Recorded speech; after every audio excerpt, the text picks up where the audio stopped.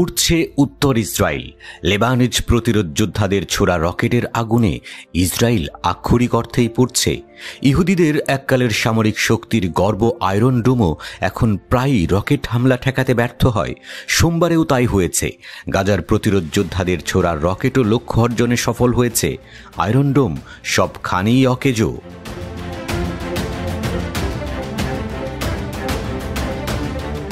সোমবার 24 ঘন্টা জুড়ে লেবানজ প্রতিরোধ যোদ্ধারা 400-রও বেশি রকেট ছুড়েছে বলে তারা জানিয়েছে।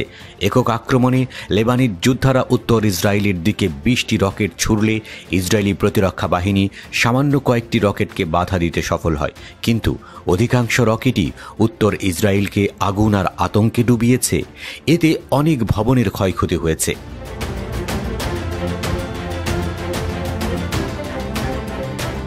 সংবাদ মাধ্যম থেকে জানা গেছে, প্রতিরোধ যোদ্ধাদের ছোড়া রকেটগুলো ইসরায়েলের আপার গ্যালিলি এবং পশ্চিম গ্যালিলি লক্ষ্য করে উড়ে যায়।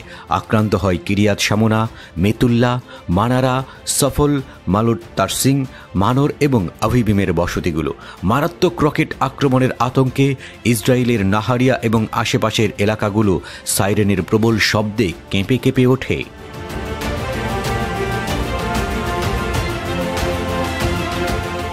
দক্ষিণ লেবাননে প্রতিরোধ যোদ্ধারা বাইদা, দেইর মিমাস, আইতা আল শাব এবং খিয়াম শহরে ইসরায়েলি হামলা এবং অনুপ্রবেশ প্রতিরোধ করে। পরবর্তীতে ইসরায়েলের 6টি উন্নত মেরকাভা ট্যাঙ্ক ধ্বংস করা হয়েছে। প্রতিরোধ যোদ্ধারা একটি অভিযানে 3টি ট্যাঙ্ক ধ্বংস করে সারা ফেলে দিয়েছে। তাদের প্রবল প্রতিরোধ আর আতঙ্ক ছড়ানো আক্রমণের মুখে ইসরায়েলি সামরিক বাহিনী বাইদা এবং খিয়াম থেকে পিছু হটতে বাধ্য হয়।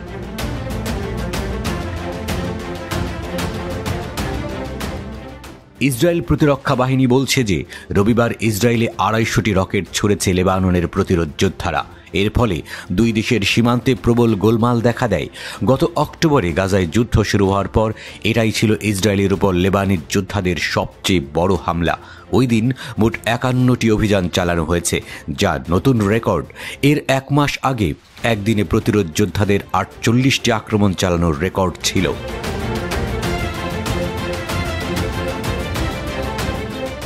লেবানন থেকে ছোড়া ড্রোনগুলো প্রায় 150 কিলোমিটার দূরের টার্গেটে আঘাত হেনেছে বলে খবর মিলেছে।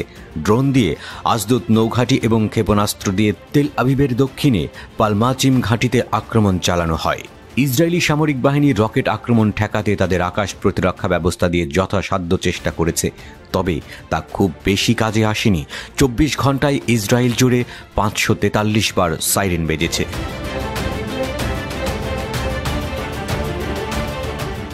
$40 লাখ ইসরায়েলি বসতি স্থাপনকারীর দিন কেটেছে নিরাপদ আশ্রয়ের খোঁজ করতে করতে। প্রতিরোধ আক্রমণের মুখে ইসরায়েল সম্প্রতি তাদের 100-র মতো সেনা হারিয়েছে বলে জানা গেছে। উত্তেজনার মধ্যে লেবানিজ প্রতিরোধ সংগঠনের সাথে মার্কিন সমর্থিত যুদ্ধবিরতিতে ইসরায়েল সম্মত হয়েছে বলে জানা গেছে। তাহলে কি ফিলিস্তিন আর লেবানিজ জনতা স্বস্তির দেখা পেতে চলেছে?